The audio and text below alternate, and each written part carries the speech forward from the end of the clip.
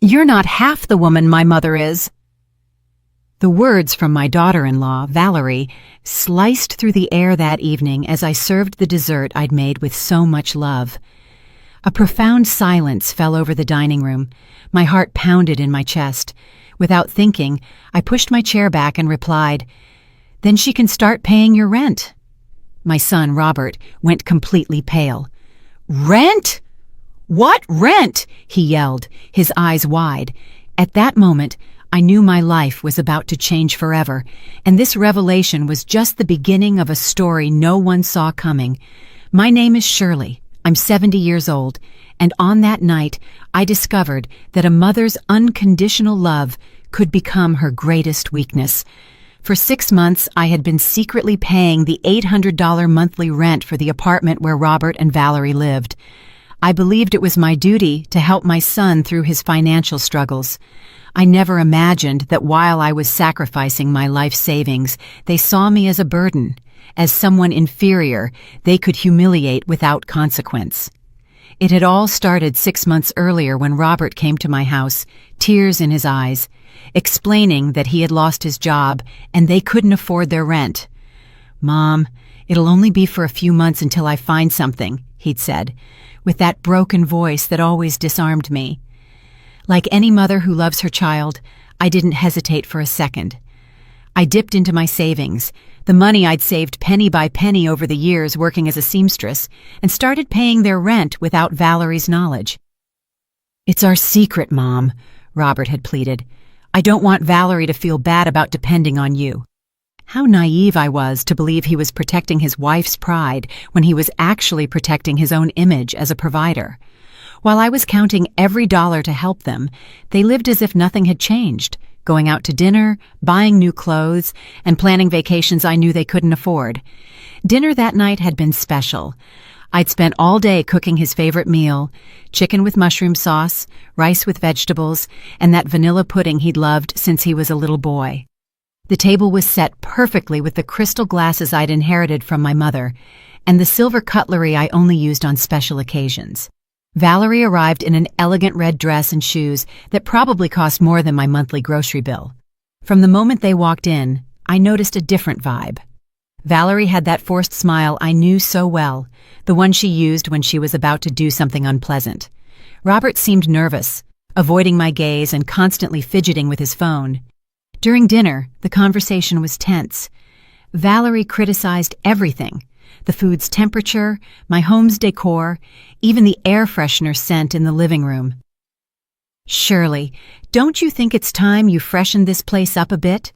she had commented with that condescending tone that so annoyed me. "My mom's house is so much more modern. She has those trendy minimalist pieces." I smiled, trying to maintain harmony, but inside I felt my irritation mounting.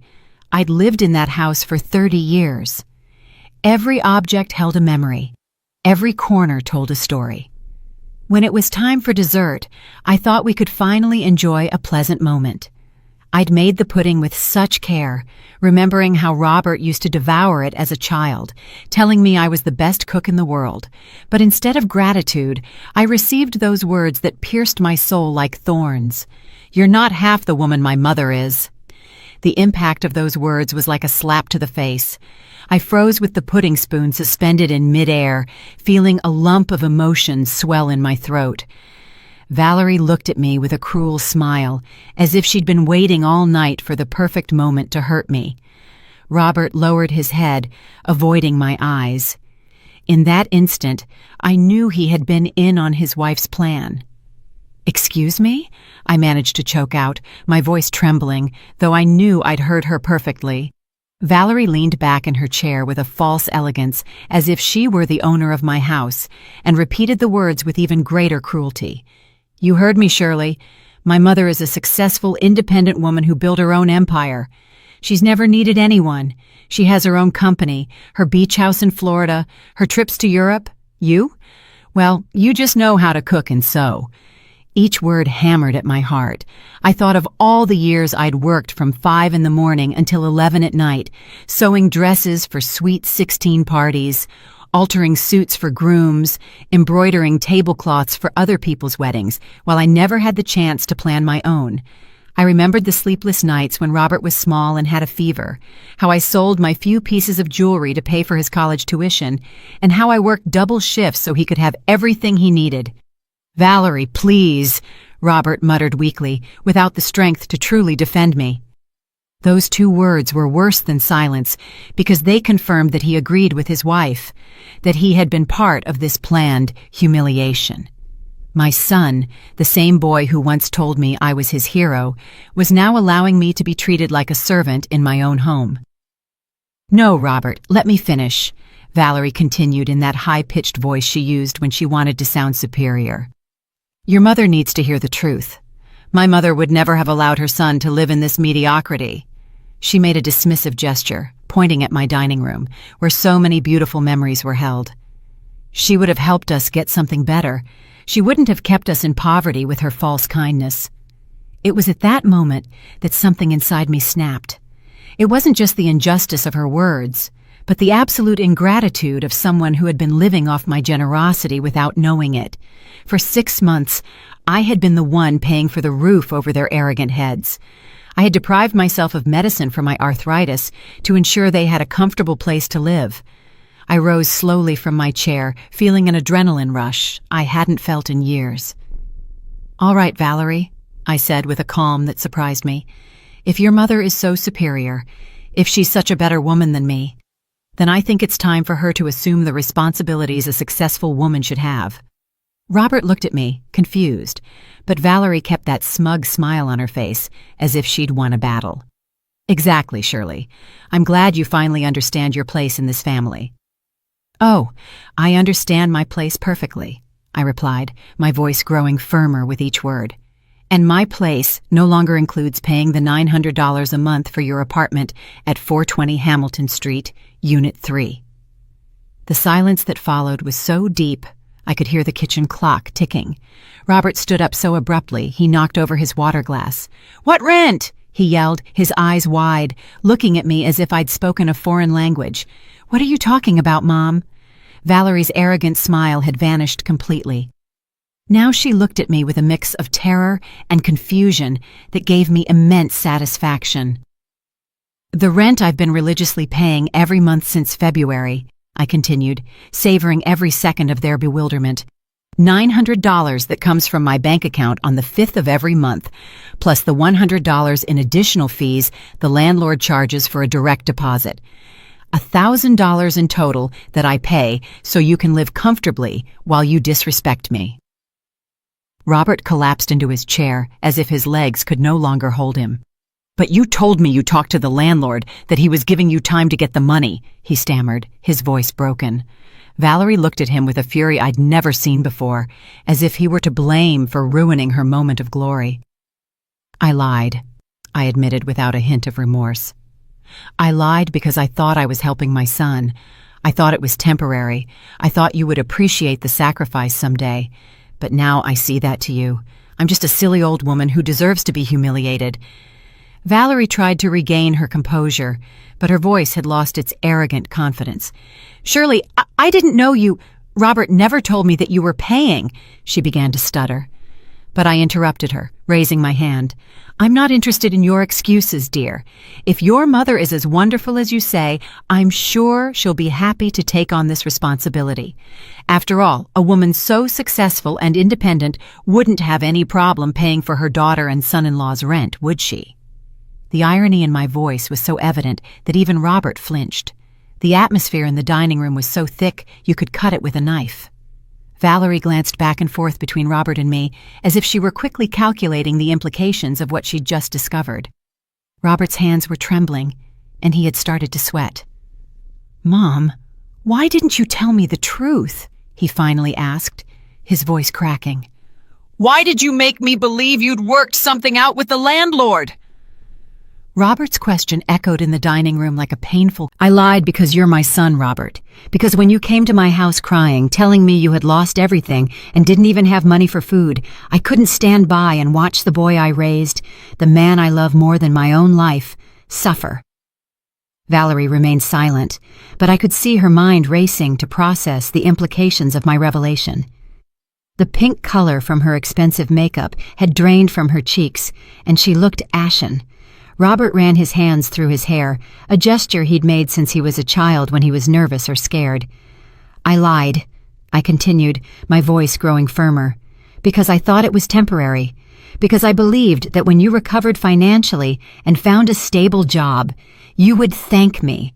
I never imagined that while I was depriving myself of medicine for my arthritis, while I stopped buying meat to save those $900 a month, you two were plotting how to humiliate me in my own home."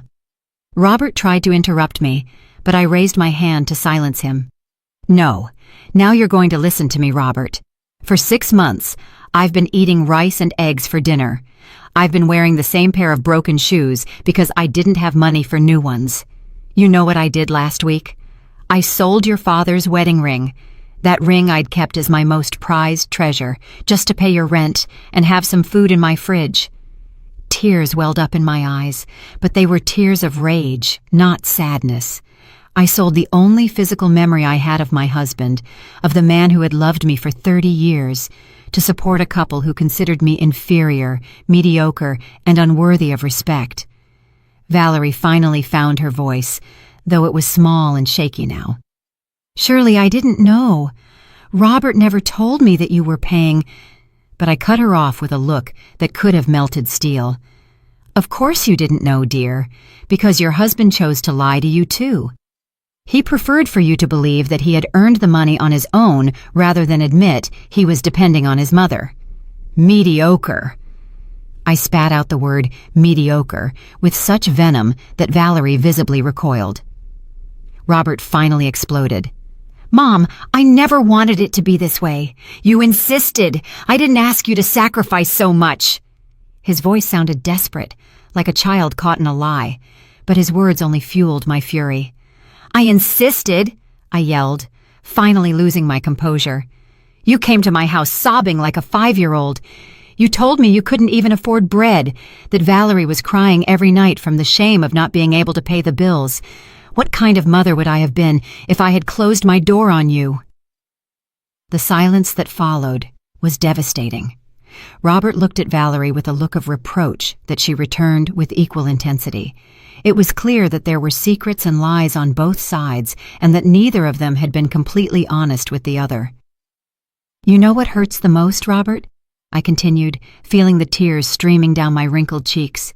"It's not the money. It's not the sacrifice. It's that for all these months, every time you came to visit, I saw contempt in your eyes. Valerie criticized my house, my food, my clothes, my manners, all while not knowing that my money was paying for her roof. And you just let her do it." Robert tried to approach me, but I took a step back. "Mom, please, let me explain." "There's nothing to explain," I cut him off sharply. "The explanation just came out. Your wife believes I'm not half the woman her mother is. Well then, her mother can show what kind of woman she is by taking care of her responsibilities." Valerie finally found some courage to speak, though her voice still trembled. Surely, my words were said in a moment I was upset about other things. I interrupted her with a bitter laugh. "You were upset about having to eat at the home of the woman who pays your rent? Upset because you had to pretend to be cordial with someone you consider so inferior?" The tension in the air was so dense you could have cut it with a knife. Robert paced the dining room like a caged animal, while Valerie sat twisting a napkin between her trembling hands. "You know what's the saddest part of all this?" I continued, feeling a strange calm come over me. "I really believed we were a family. When I married your father, Robert, I dreamed of having many children, with grandkids running through this house, with family dinners full of laughter and love. After years of trying to get pregnant, when you finally came, I thought God had given me the greatest gift in the world." Robert stopped and looked at me, his eyes full of tears. "Mom, I love you. You know I love you." "Love isn't just words, son. Love is actions. It's respect. It's protection. When your wife insults me and you stay silent, when you let her humiliate me in my own home, when you lie to me to hide that you depend on me financially. That's not love. That's convenience." Valerie stood up abruptly, knocking over her chair. "That's enough. I'm not going to stand here and listen to this sermon. Robert, we're leaving now." Her voice had regained some of her usual arrogance, but I could see the panic in her eyes. "No," Robert said firmly, surprising us both. "We're not leaving until we sort this out. Mom, please, sit down. We need to talk like adults." But I had already made my decision. "There's nothing left to talk about, Robert. The cards are on the table. Your wife has made her feelings about me very clear, and you have shown that you agree with her. Starting tomorrow, I will no longer be paying your rent. If Valerie's mother is as superior as she says, I'm sure she'll find a way to help you." "But Mom, you can't do that," Robert cried. And for the first time all night, I saw real terror in his eyes. "We don't have the money. I was fired 2 weeks ago. I was going to tell you after dinner." Robert's words hit the dining room like a bomb. "You were fired 2 weeks ago?" I repeated slowly, a new wave of betrayal washing over me. "And you didn't tell me anything? You allowed your wife to humiliate me, knowing that you were completely dependent on me?" My voice broke on the last word, not from sadness, but from a rage so profound that my hands were shaking. Valerie turned to Robert, her eyes blazing with fury. "What? You were fired 2 weeks ago, and you didn't tell me? I've been spending money as if everything were normal while you—" She couldn't finish the sentence. She put her hands over her face and began sobbing dramatically, like an actress in a soap opera. "Valerie, please let me explain," Robert began, but she cut him off with a gasp. "Don't tell me to calm down. Just yesterday I bought those $400 shoes. Last week I booked the spa for my birthday. Robert, we're broke and you let me spend like an idiot."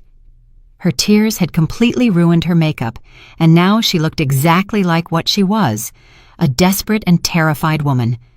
I watched the surreal scene, feeling a strange mix of satisfaction and pain.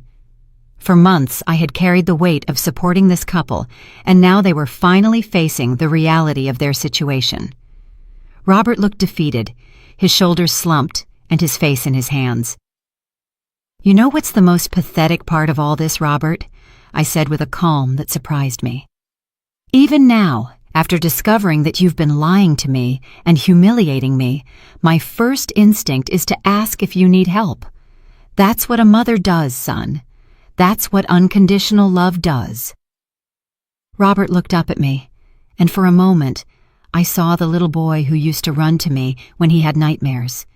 "Mom, I lost my job because I was late 3 times in a row. Valerie had been sick, and I had to take care of her, take her to the doctor, and—" Valerie cut him off with a murderous look. "I wasn't sick. I had appointments with my dermatologist for my beauty treatments. Don't use me as an excuse for your irresponsibility." The mask had fallen completely. The elegant, superior woman who had arrived at my house had disappeared, revealing someone vulgar and desperate. "Beauty treatments?" I asked in disbelief.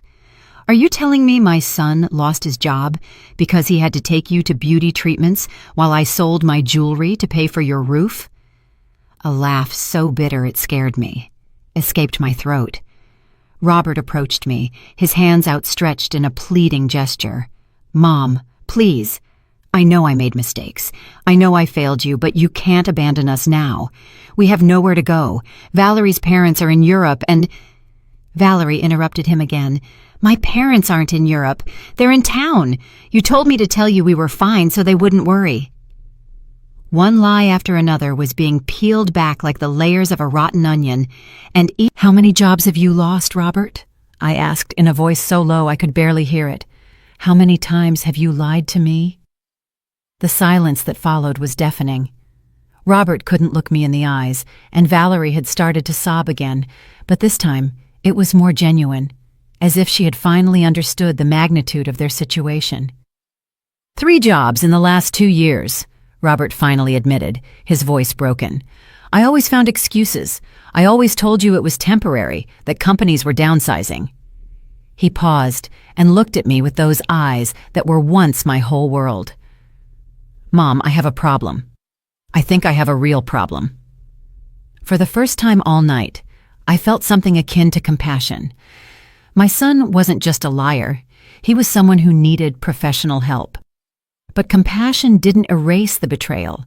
It didn't heal the wounds his words and his wife's words had opened in my heart. "Robert," I said slowly, "admitting you have a problem is the first step, but I can't keep being your safety net while you do nothing to change. I can't keep sacrificing my well-being to maintain a life based on lies." Valerie stood up abruptly, wiping her tears with the sleeve of her red dress. "This is ridiculous, Shirley. You're his mother. Mothers don't abandon their children. My mother would never do this to me." The arrogance had returned to her voice, like a defensive armor. "Your mother has never had to deal with this because you've never told her the truth," I replied with an icy calm. "And you're right about one thing, Valerie. Mothers don't abandon their children. But I'm not abandoning my son. I'm stopping him from using me." Robert approached me and took my hands in his. They were cold and trembling. "Mom, I promise I'm going to change. I'm going to get help. I'm going to find a job. I'm going to make things right this time. Just give me one more chance." I looked at those hands, once so small that I'd held when he learned to walk, when he was afraid of the dark, when he needed comfort after a nightmare. "Robert, how many last chances have I given you? How many times have you made me the same promise?" He couldn't answer because we both knew the answer. I had lost count of the times we'd had this very conversation, of the broken promises and crushed hopes. "Your lease is up next month," I announced, gently pulling my hands from his. "You have 30 days to find a solution. After that, I will no longer be responsible for your housing." Valerie stormed toward the door. "Let's go, Robert. I'm not staying here to be humiliated by a woman who doesn't understand what family means." But Robert didn't move. "Valerie, you can go if you want. I need to talk to my mother." His voice had a firmness I hadn't heard in years. And for a moment, just for a moment, I saw a glimmer of the man he could have been. Valerie stopped dead in her tracks when she heard Robert's words. She turned slowly, her expression a mix of disbelief and pure fury. "You're asking me to leave after everything I've sacrificed for this marriage?" Her voice had become shrill, almost hysterical, and she gesticulated with her hands as if conducting an invisible orchestra. "Valerie, please, I need to sort this out with my mom. Too much has happened tonight," Robert tried to explain, but she cut him off with a gasp that probably woke up the entire block. "No, I'm not going anywhere. If you're going to grovel like a dog in front of your mother, you're going to do it with me here." She crossed her arms and planted herself firmly in the center of my dining room, like a statue of stubbornness. "Besides, this conversation affects me directly. If she stops paying our rent, where are we going to live? In a homeless shelter?" I watched the scene with a mix of fascination and horror. In a single night, I had seen the perfect facade this couple had built crumble, revealing the lies they had been weaving for months. It was like watching a car crash in slow motion. Terrible, but impossible to look away from. "Valerie," I said finally, "I think you've said enough for one night. You've made it very clear what you think of me, and I've been equally clear about what I think of the two of you. There's not much more to discuss." "Yes, there is much more to discuss," she shrieked, her face as red as her dress. "You can't ruin our lives just because you were offended by a comment. Families forgive. Families support each other." The hypocrisy of her words struck me like a slap. "Families support each other?" I repeated slowly. "Do you mean the way you've supported me tonight? Or the way Robert has supported me by lying about his employment? Or maybe you mean the way you've supported me by letting me sacrifice my savings while you live like nothing's wrong?" Robert sat down heavily in one of the dining chairs, his head in his hands. "Mom, I know we've made terrible mistakes. I know we've hurt you in unforgivable ways. But if you turn your back on us now, we literally have nowhere to go." "That's not my problem," I replied, the words coming out with a harshness that surprised even myself. "For 70 years, I've been taking care of others. I took care of my parents until they died. I took care of your father through his illness. I've taken care of you since the day you were born. Do you know when the last time someone took care of me was? When was the last time someone worried about my well-being?" The silence that followed was deep and painful. Robert lifted his head and looked at me with an expression I hadn't seen since he was a little boy, that mix of guilt and understanding that appeared when he finally realized he had done something very wrong. "Never," he admitted in a barely audible voice. "I've never worried about taking care of you. I always assumed you'd be there, that you'd always be fine, that you'd always have the strength to solve all the problems." Valerie seemed to be losing patience with this emotional conversation. "Enough of the melodrama, Shirley. You're the mother. It's your responsibility to help your son. You can't just decide you don't want to be a mother anymore." Those words were the final straw. I walked toward Valerie until I was just inches from her face. And when I spoke, my voice was so low and menacing, she instinctively recoiled. "Never, ever tell me what kind of mother I should be. I've been a mother for 35 years. I've sacrificed my youth, my dreams, my opportunities, my money, my health, everything for my son. What have you sacrificed? Your beauty treatments? Your $400 shoes?" Valerie tried to respond, but I continued without giving her a chance.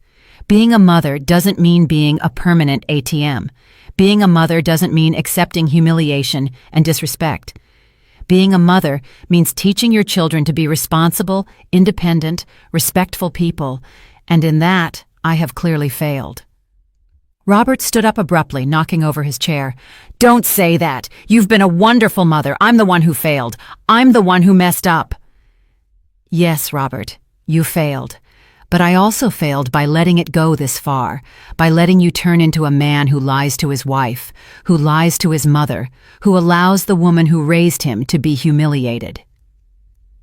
Tears streamed down my cheeks, but my voice remained firm. Valerie had started to pace the dining room like a caged animal. "This is a nightmare. This is a nightmare.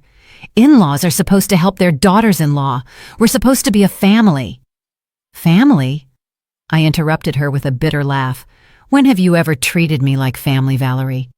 When have you shown me respect, affection, or consideration? From the day you met Robert, you've treated me like an obstacle, something annoying you had to tolerate to keep your husband happy." "That's not true," she protested, but her voice lacked conviction. "It's not true?" I asked, crossing my arms. "Do you remember last Christmas when you suggested it would be better for you to spend the holidays alone because I didn't understand modern traditions? Do you remember when I offered to cook for your anniversary and you said you preferred something more sophisticated? Do you remember when you criticized me for wearing my favorite purple dress because women my age should wear more subtle colors?" Each example I gave was like a small stab, and I could see Robert flinch with every memory.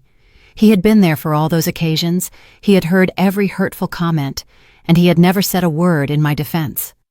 "Valerie," I continued, "you never wanted to be part of this family. You wanted this family to disappear so you could have Robert all to yourself. Well, congratulations. It looks like you're going to get exactly what you wanted." Robert approached me, his eyes full of tears. "Mom, please, if that's what you want, Shirley, then fine. But don't come crying to me when you realize you've lost your only son forever, when you're all alone in this old house, surrounded by your musty memories, remembering that you had a family and you kicked them out for your stupid pride." Her words were designed to wound me, to make me feel guilty, to break my resolve. And for a moment, they almost worked. The image of being alone in this house, without visits, without phone calls, without anyone who needed me, was terrifying. Valerie's words echoed in the dining room like a curse, aimed directly at my greatest fear: loneliness. For a moment, the picture she had painted took hold of my mind.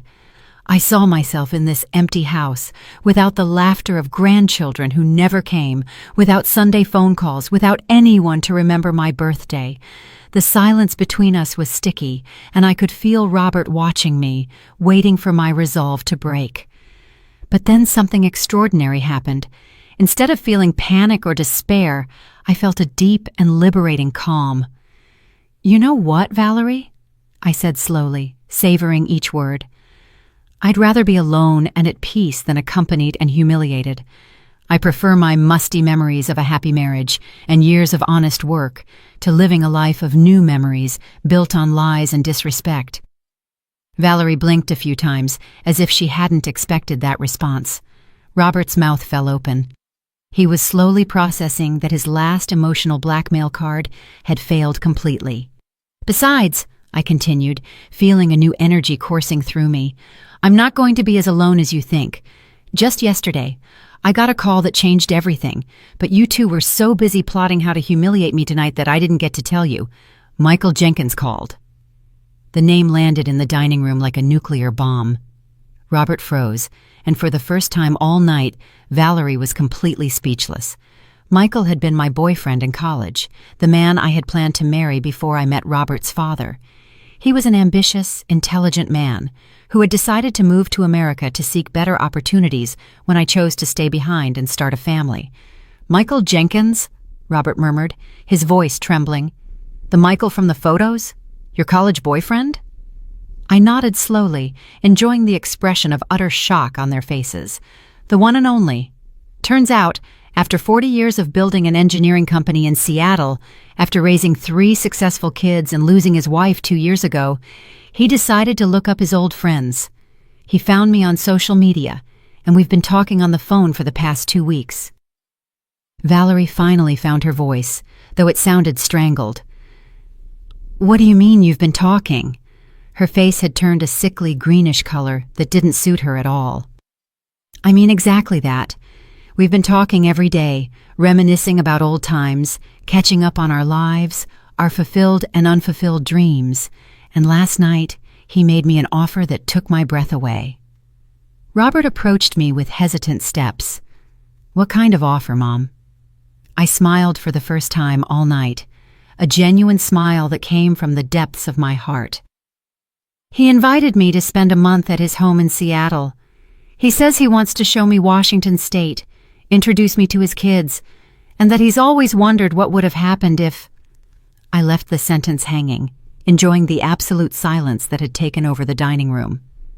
"But Mom," Robert stammered, "you can't go with a man you haven't seen in 40 years. What if he's a scammer? What if he's lying to you? What if—" "What if, Robert?" I interrupted him with a surprising firmness. "What if he turns out to be a liar just like you? What if he uses me just like you have?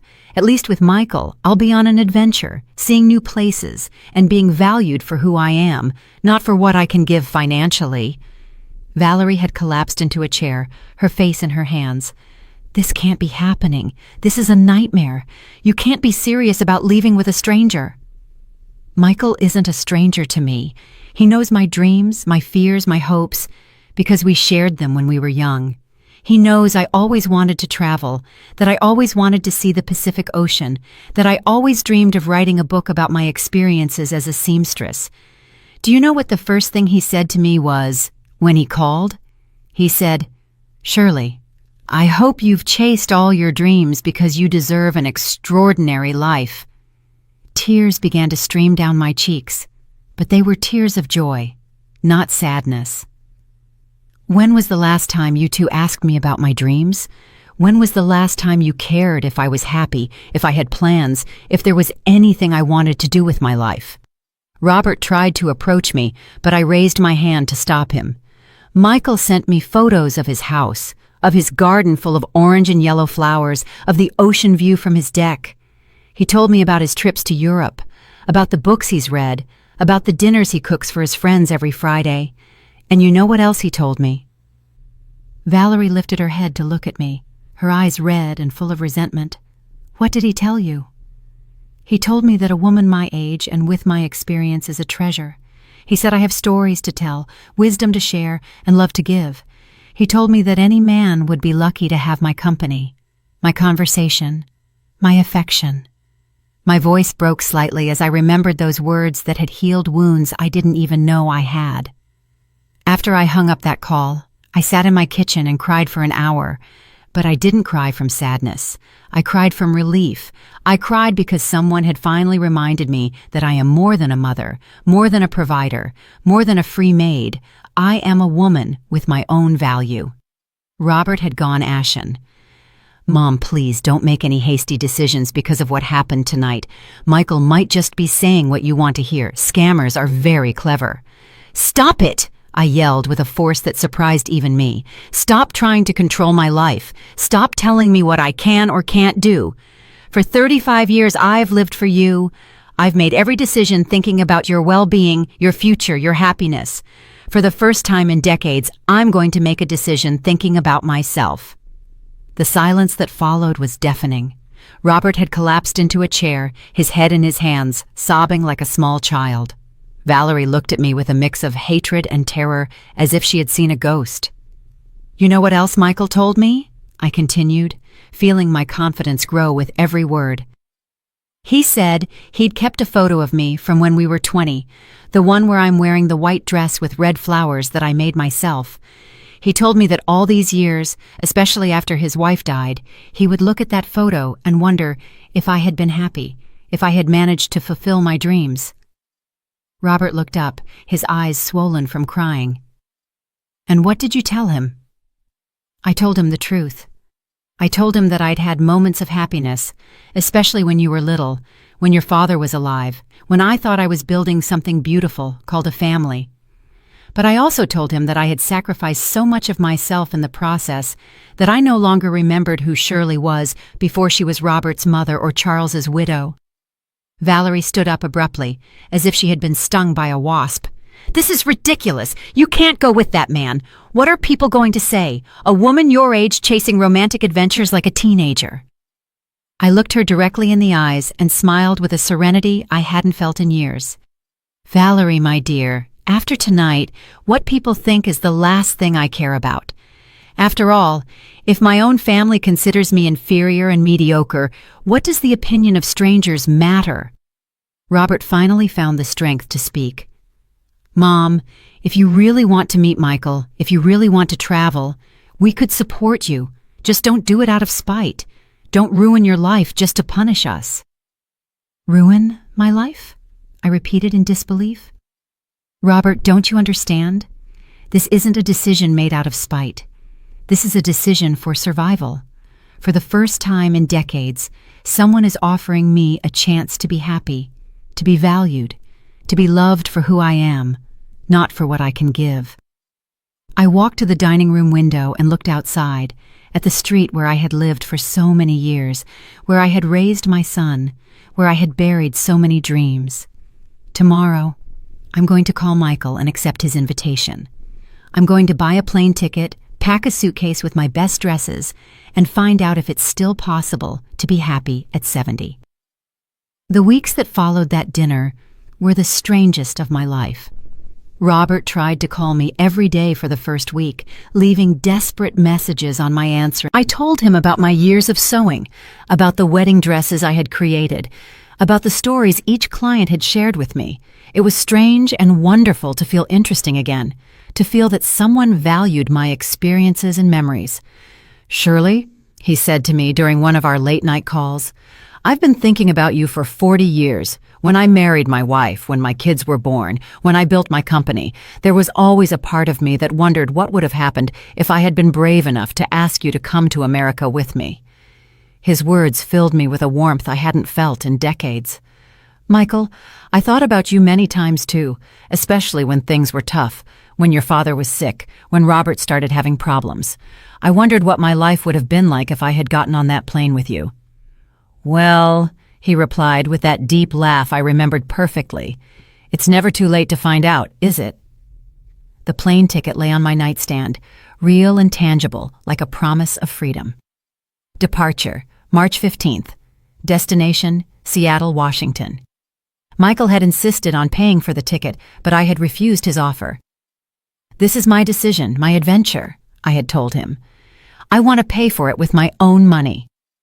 The money I had saved for months by depriving myself of medicine and decent food. Money I would now use for something that would make me happy for the first time in years. 3 days before my trip, Robert showed up at my door.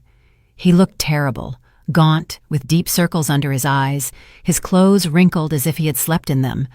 "Mom, please, we need to talk," he said in a broken voice that, despite everything, broke my heart. I let him in, but kept my emotional distance. "Where's Valerie?" I asked as I made coffee in my small kitchen. "At her parents' house," he replied, sitting down heavily on my kitchen chair. "She left a week ago. She says she can't be with me if I don't have a job, if I can't maintain the lifestyle she deserves." He laughed bitterly. "Turns out her superior mother isn't so superior when it comes to helping out financially. They told her to fend for herself." I felt a pang of satisfaction that wasn't particularly noble, but which I couldn't help. "So what are you going to do now?" "I've been desperately looking for work. I've applied everywhere, Mom. Offices, restaurants, stores, construction, anything. I'm willing to do anything." He looked up at me, and I saw something in his eyes I hadn't seen in years: genuine humility. "I've also been going to therapy. I found a community center that offers free services." "I'm glad to hear that, Robert," I said, and I meant it. That's a big step.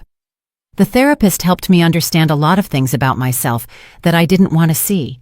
He helped me understand that I've been an emotional and financial parasite, not just with you, but with everyone who has tried to help me. His words sounded rehearsed, as if he had practiced this speech many times in front of a mirror. "And what have you learned specifically?" I asked, curious to see if there had really been a change, or if this was just another manipulation. Robert took a moment to answer, nervously toying with his coffee cup. "I've learned that I never learned to be responsible because you were always there to rescue me. It's not your fault," he quickly added when he saw my expression. "It's mine." But the pattern was set very early on, and I never made the effort to break it. I nodded slowly. "And Valerie, what did you learn about your relationship with her?" "That what I felt for her wasn't love. It was emotional dependency. I liked that she was demanding and critical because it gave me an excuse not to grow up, to continue being a child who needed his mom to rescue him." He stopped and looked me directly in the eyes.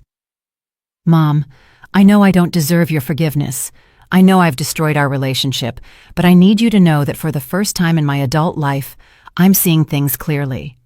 "And what exactly do you see?" I asked carefully. "I see a 70-year-old woman who sacrificed her entire life for a son who never appreciated it. I see a woman who worked her hands to the bone to give me an education and opportunities that I wasted. I see a woman who deserves to be happy, who deserves to be valued, who deserves to chase her own dreams after decades of chasing mine." His words moved me, but they also made me cautious. "Robert, I'm glad to hear you're reflecting on these things, but words are easy. Real change takes time and consistent action." "I know," he said, nodding vigorously. "And I'm not here to ask you to cancel your trip. I'm not here to ask for money or help. I'm here to tell you that I'm going to show you with actions that I can change, even if you're no longer here to see it." "What do you mean by that?" Robert stood up and started pacing my small kitchen. "I got a job at a cleaning company. It's night work and the pay is low, but it's honest, and it allows me to live in a small room I rented downtown. I'm also taking online classes to get a certification in accounting." I looked at him in genuine surprise. "When did you decide to do all this?" "The night after our dinner, when I got home, and Valerie started yelling at me for ruining our financial situation. Something inside me just snapped. I realized I was 35 years old and had never been responsible for my own life, not for a single day." He sat down again and took my hands in his. "Mom, I want you to go to Seattle. I want you to meet Michael, to see the ocean, to write that book you've always wanted to write. I want you to be happy, even if it means I'm no longer part of your life." For the first time since the night of the dinner, I felt like I was talking to my real son, not the manipulative, dependent version I had known for so many years. "Robert, you're always going to be a part of my life. You're my son, and you always will be. But I need you to understand that our relationship can't stay the same. I understand completely, he said firmly, and I want you to know that I'm going to work on becoming the kind of son you can be proud of, even if it takes years, even if by then it's too late to repair our relationship. We sat in silence for several minutes, each lost in our own thoughts. Finally, Robert spoke again. Will you tell me about Michael? What was he like when you were young? An involuntary smile spread across my face. He was brilliant, ambitious, gentle. He had a way of making me feel like the most interesting woman in the world. When we talked, he would focus entirely on me, as if my words were the most important thing he had ever heard. Why didn't you go with him when he moved to America? Because I was afraid, I admitted. Afraid of leaving everything I knew, afraid of failing, afraid of not being good enough for him. And then I met your father, and he represented security, stability, a predictable life. I paused. I don't regret choosing your father. He was a good man, and we had beautiful moments. But now I have a second chance to find out what would have happened if I had been braver. Robert nodded slowly. Do you think Michael has really thought about you all these years? Or do you think he's idealizing the past? Robert's question made me think deeply. You know, Robert, I've asked myself that same question every night since Michael contacted me. Is what he feels real, or are we just two old people idealizing a youthful love? I stood up and walked to the window, watching the garden where I had planted roses so many years ago. But then I realized that it doesn't matter. What do you mean it doesn't matter? Robert asked, genuinely curious. It doesn't matter if what we feel is nostalgia, idealization, or true love. What matters is that for the first time in decades, I feel alive. I feel valuable. I feel like a woman who deserves to be courted, admired, respected. I turned to look at him. When was the last time I felt that way? When was the last time anyone made me feel special just for being me? Robert lowered his head, ashamed. I never made you feel that way, did I? I always took you for granted, something that would always be available no matter how I treated you. Exactly. And it wasn't just you, Robert. Your father, too. Toward the end of our marriage, he started to see me only as the woman who cooked, cleaned, and took care of him when he was sick. I stopped being Shirley and became just Charles's wife, and then just Robert's mother. At that moment, my phone rang. It was Michael, calling at the time we had agreed on, as always. I looked at Robert, who nodded, indicating I should answer. Hello, beautiful, Michael's voice said through the phone, and I immediately felt that familiar warmth spreading through my chest. How was your day? Interesting, I replied, smiling despite the tension. My son is here. Robert, would you like to say hello to Michael? Robert froze for a moment, but then slowly nodded. I put the phone on speaker. Michael, I'd like you to meet Robert, my son. Robert, this is Michael Jenkins. Hello, Robert. Yes, sir, it is complicated, but I'm starting to understand that my mother deserves to be happy, even if that means big changes in our lives. That's a very mature response, Michael replied with approval. I'll tell you something, Robert. I have 3 kids, all adults, and it took them years to understand that their parents are complete people with their own needs and desires, not just eternal providers of support and resources. Robert looked at me in surprise. It was clear he hadn't expected Michael to be so direct, yet so understanding at the same time. Mr. Jenkins, Robert continued, can I ask you what your intentions are with my mother? Michael chuckled softly. That's a fair question. My intentions are to get to know the woman the girl I fell in love with 40 years ago became. My intentions are to show her beautiful places, to introduce her to my kids, to cook for her, to listen to her stories, and perhaps, if we both decide we want to build a deep friendship or something more. And if things don't work out as you expect, Robert asked, then we will have had a beautiful adventure. We will have closed a chapter that was left open for decades, and your mother will have had a well-deserved vacation in Washington. There's no pressure, Robert. No unrealistic expectations. Just 2 older people giving themselves a chance to rediscover joy. Robert visibly relaxed. Thank you for being so honest, sir. Call me Michael, please. And now, if you'll excuse me, I'd like to speak with your mother alone for a moment. Robert nodded and walked to the living room, giving me privacy for my phone call. "How do you feel after talking to him?" I asked Michael once we were alone. "I feel good. He seems to be a young man going through a moment of growth. That speaks well of how you raised him, Shirley. Children who never face difficulties never learn to be resilient." His words reassured me more than I expected. "Michael, are you sure you want to involve yourself in your peaceful life with a woman who has so much family drama?" "Shirley, my dear, we all have family drama at our age. One of my sons got divorced last year and moved back into my house with his 2 small kids. My daughter is having a midlife crisis and calls me crying every Tuesday. My youngest son is struggling with a video game addiction that's affecting his marriage." He laughed softly. "Family drama is a part of life. The difference is how we handle it. And how you're handling it, with clear boundaries and with firm love, and by always remembering that your kids are adults responsible for their own decisions and consequences. That's something you seem to be learning to do as well." After hanging up with Michael, Robert and I continued talking late into the night. He told me more details about his therapy, about how he was learning to identify behavioral patterns he had repeated for years without realizing it. "You know what was the hardest thing to accept in therapy?" he asked me as we drank a second cup of coffee. "What?" "That it wasn't just that I was lazy or immature.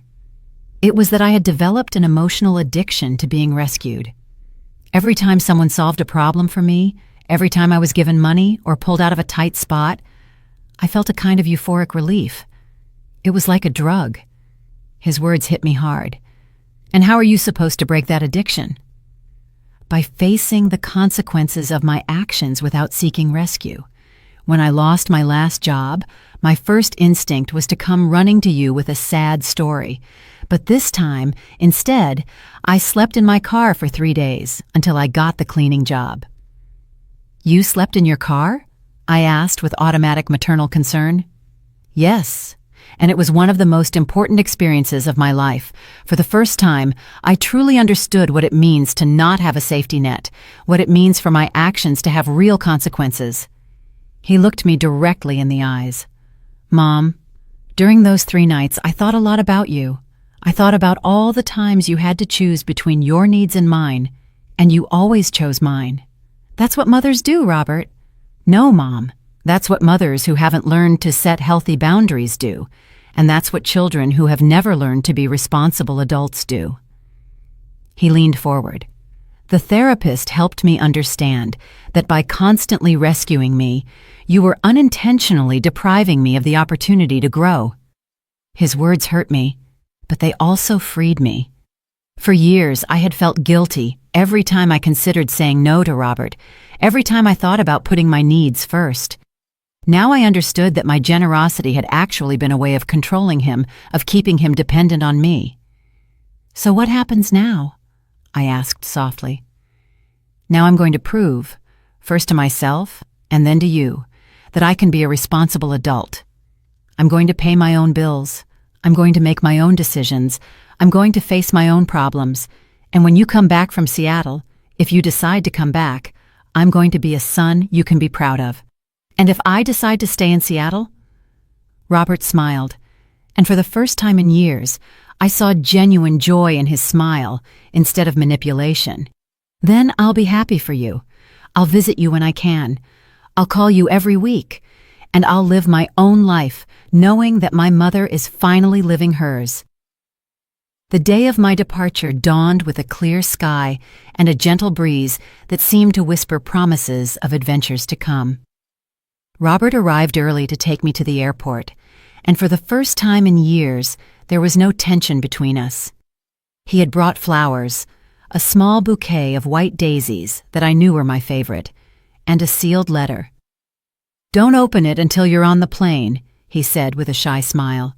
"It's something I needed to say to you, but it's easier for me to write than to speak." During the drive to the airport, we talked about everyday things, the weather, the news, his plans for the week. It was a normal conversation between a mother and son, something we hadn't had in years. There were no pleas, no drama, no guilt, just a quiet conversation between two adults who loved each other but finally understood healthy boundaries.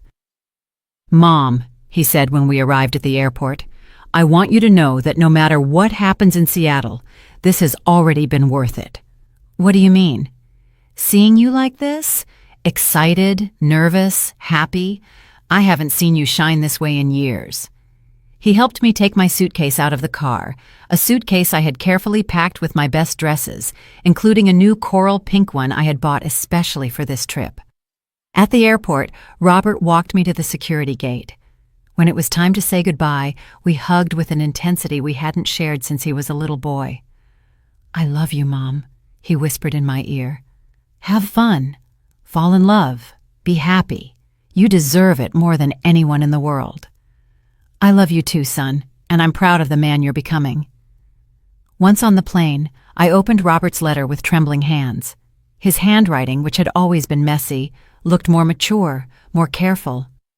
"Mom," it began, "during these past few days, I've been thinking about all the times you were a hero without me noticing.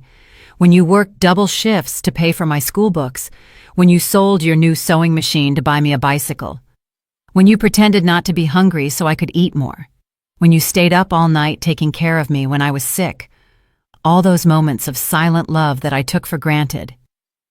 Now I understand that being a mother doesn't mean sacrificing yourself until you disappear. It means loving enough to teach independence. It means being brave enough to let go when it's time. Thank you for finally loving me enough to let me grow up. Fly high, Mom. Literally and figuratively. With all my love and respect, Robert. P.S. Michael is a lucky man to be meeting the most extraordinary woman in the world. Tears streamed down my cheeks as I put the letter back in my purse. Through the plane window, I could see the clouds stretching out to infinity, and for the first time in decades, I felt that my future was just as infinite. Michael was waiting for me at the Seattle airport with a bouquet of yellow roses and a smile I recognized immediately, even though he had more wrinkles and his hair was completely white. When he saw me, his face lit up with the same joy I remembered from our college days. "Shirley," he said when we hugged, "you're even more beautiful than I remembered." The days that followed were like living in a dream. Michael took me to see the Pacific coast, where for the first time in my life, I could see the ocean stretching out to the horizon. He introduced me to his kids, who welcomed me with a genuine warmth that moved me deeply. His youngest daughter, Carmen, said, "Dad hasn't smiled like that since Mom died. Thank you for bringing back his joy." Michael cooked for me every night, elaborate dinners that we savored on his deck while watching the sunset. I'm not a retired engineer. I'm just Michael, the man who fell in love with a brilliant girl 40 years ago and never forgot her. His words went straight to my heart because they expressed exactly what I felt with him. I wasn't Robert's sacrificial mother. I wasn't Charles's widow. I wasn't the tired seamstress. I was simply Shirley, a woman with stories to tell, dreams to chase, and love to give. At the end of my month in Seattle, Michael made me a proposal that changed my perspective on what was possible at 70. "Shirley, I don't want this to end. I know it's crazy. I know we're just getting to know each other again after so many years, but I want you to consider moving to Seattle, not to get married immediately, not to live together if you don't want to, but to give us the chance to build something beautiful at this stage of our lives." My first instinct was to think of all the reasons why it was impossible. My house, my few friends, my life in my hometown.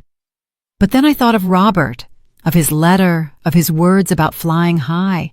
I thought of Valerie, who had probably never truly respected me. I thought of all the years I had lived for others, putting my own dreams on hold. "What if things don't work out?" I asked. "Then we will have had a beautiful adventure." "But surely, what if they do work out? What if, after a lifetime of putting others first, you finally have the opportunity to be completely happy?" That night, I called Robert to tell him about Michael's proposal. His response surprised me and filled me with pride. "Mom, are you happy with him?" "Happier than I've been in decades. He treats me well, he respects me, he makes me feel valuable every day. Then stay. Build the life you deserve. I'll be fine. In fact, I'll be better knowing that you're finally living for yourself. 6 months later, I was packing my most cherished belongings in my old house, getting ready to move to Seattle permanently. Robert helped me with the entire process, demonstrating a maturity and responsibility that filled me with hope for his future. "You know what the most ironic part of all this is?" he said to me as we packed up the family photos. "What?" "That by letting you go, I feel like I've finally gotten you back. Not as the mother who constantly rescues me, but as the extraordinary woman you always were, but whom I never bothered to truly get to know." As I write this story from Michael's deck, watching the Pacific Ocean and waiting for him to come back from the market where he's gone to buy ingredients for the dinner we will cook together, I reflect on all that has changed. Robert is successfully building his own life. He got a promotion at his job. He moved to a better apartment and is dating a woman who challenges him to be a better person instead of enabling his dependency. Valerie, he told me, married an older man who can maintain her lifestyle, which is probably for the best for everyone. And me? I finally learned that it's never too late to be happy. I learned that self-love isn't selfishness, but the foundation for being able to love others in a healthy way. I learned that a 70-year-old woman can have adventures, can fall in love, can start over. Michael and I got married last month in a small ceremony on the beach, with his kids and Robert as witnesses. Robert cried throughout the entire ceremony, but they were tears of joy. "I never thought I'd see my mother marry for love," he told me afterward. "I always assumed your marriage to Dad had been just for convenience and family. Now, when I look back at that terrible night when Valerie humiliated me in my own home, I see it as the greatest gift I could have received, because it was that humiliation that finally woke me up. It was that humiliation that showed me I deserved more.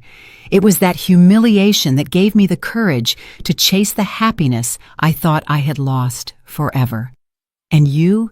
What would you do if life gave you a second chance to be completely happy?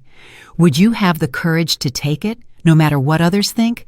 Because believe me, it's never too late to start over." Did you like